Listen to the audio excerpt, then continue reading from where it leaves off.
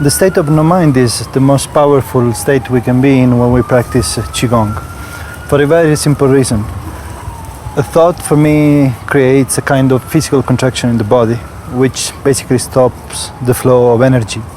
And we can actually give an example about this in a very simple way.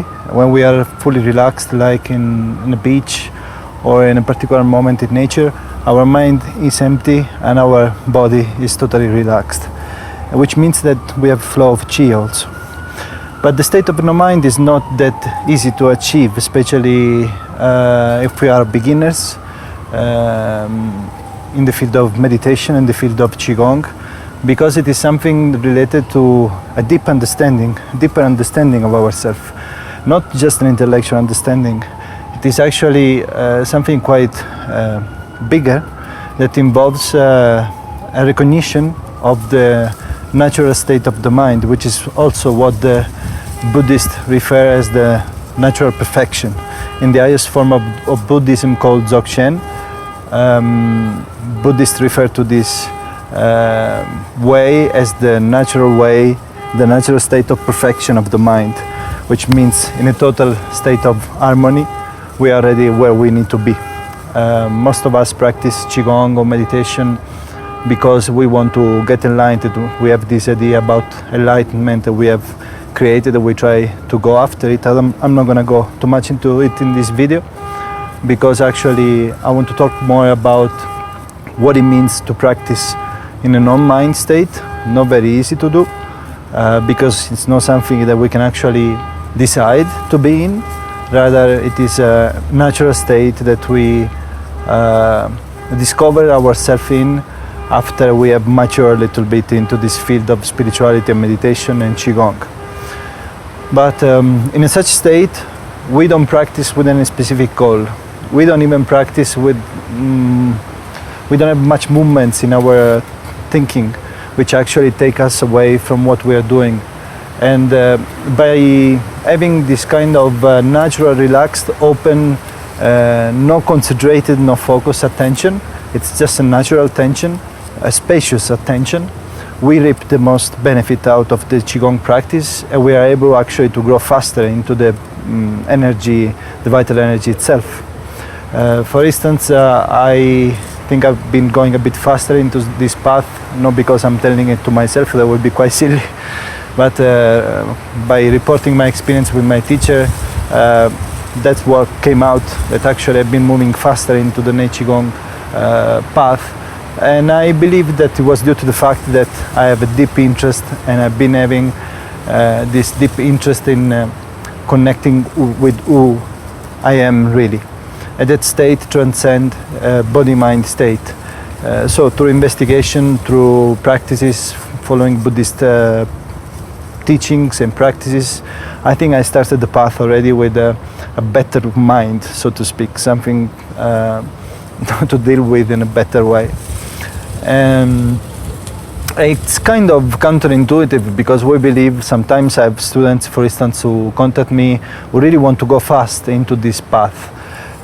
They see this kind of qi manifestation, qi demonstrations, and they are attracted for their own reasons. Everybody has a different reason to go into that as fast as possible. But actually this kind of attitude brings the opposite result, because as long as we have the practitioner sitting down and doing an exercise, it means that that state of spaciousness, that state of openness is not there, which means we are not open, we don't let the energy flow neither. We are strictly focused in achieving a specific goal. And most of the time, practitioners who have this kind of attitude, they grow slower.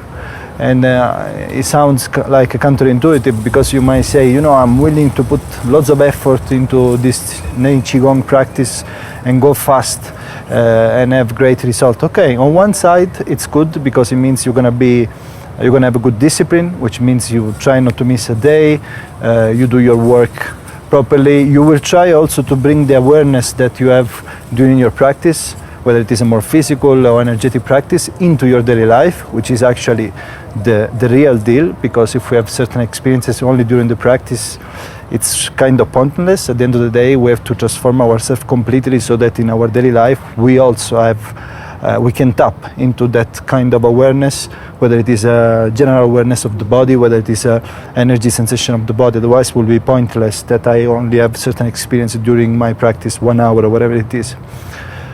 But this kind of maturity and approach towards the Nei Qigong or Nei Gong practice, in my opinion, it needs to be accompanied by a deeper understanding of ourselves. And of course, for some of us, and I'm including myself just to talk in a more broad way, who are more goal-oriented, this might stir the ego up, because sitting down and practicing actually just for the sake of it, it is something that requires a big detachment from everything we perceive in life. It means that we are really trying to shoot for the highest prize, so to speak, which is understanding the nature of ourselves, not in life, not mentally, but experientially. So the Nei Qigong path, the Nei Gong path, the Qigong path, it doesn't assure that we are able to actually get to that no-mind state. It helps. It helps because in the beginning, when we start to practice, the mind is very scattered all over the place. So we try to practice and we have let's say a guide, which is our exercise program, and we try to stick with it, and the mind is going everywhere. This is the beginning. In time, the more, if we really commit to it, we're really patient also about our own progress, we will realize that the mind will start to go less and less into the peripheral thoughts that will appear, such as shopping, wife, kids, money. You know, we'll start to be more focused on that spot. And we'll start to be also kind of effortless to do that practice. We will start to become sort of one with the exercise, full attention to it. This is already a great, I think, progress that we can have in our path. But still, it's not the non-mind state that I'm trying to talk about a little bit in this video. Because the idea of somebody sitting and practicing, so what I'm saying is that I know that I'm executing these exercises and maybe I have a specific goal behind them and maybe I try to get some sensations out of them. It's still a state that for me it is kind of egocentric, so to speak, fixed on yourself only, although you might have less thoughts and everything. But on this phase already our attention is already, let's say, under natural control.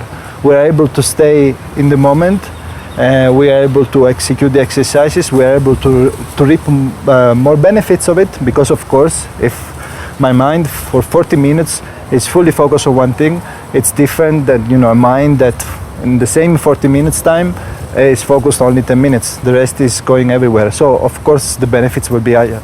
But what I'm trying to convey here is that if we make that jump even deeper, let's say, and detached from the practice itself, detached from the rewards, detached from some sort of competition towards other practitioners, or some fixed idea of achieving and being the greatest practitioner and greatest chi emitter of the world.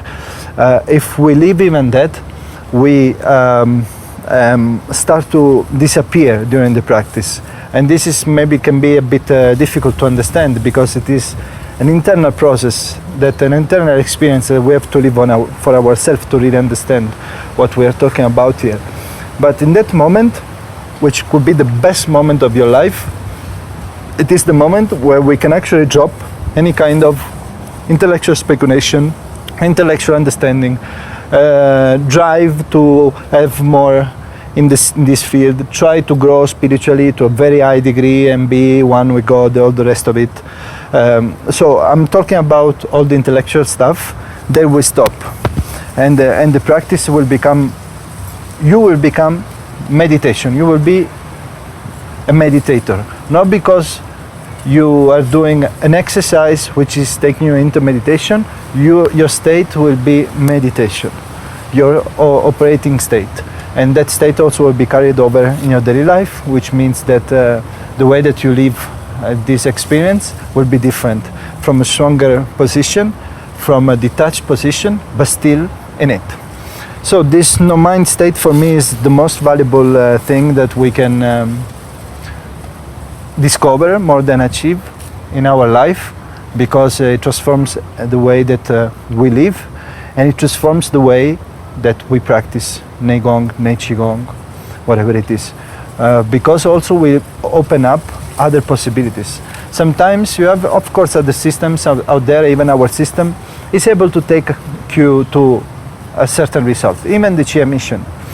But the Qi emission, for instance, is still, it is a kind of, not tangible, but yes, it is an experientiable thing to experience, but it is still a raw, a dense form of energy. When we open up to that dimension with our heart mind completely, pure mind, it means pure meditative mind, no afflicted by any kind of bad emotions, obsessive thinking, then it is the possibility actually to take the vital energy practice to a union state with life. I know that these words might sound like a concept and stories, but what I'm trying to deliver here is the possibility of giving you a deeper perspective about the practice itself, and also about the way that the practice can be enhanced by not forcing it, by being open, and by even forgetting, removing the deep interest towards the achievement of a specific goal.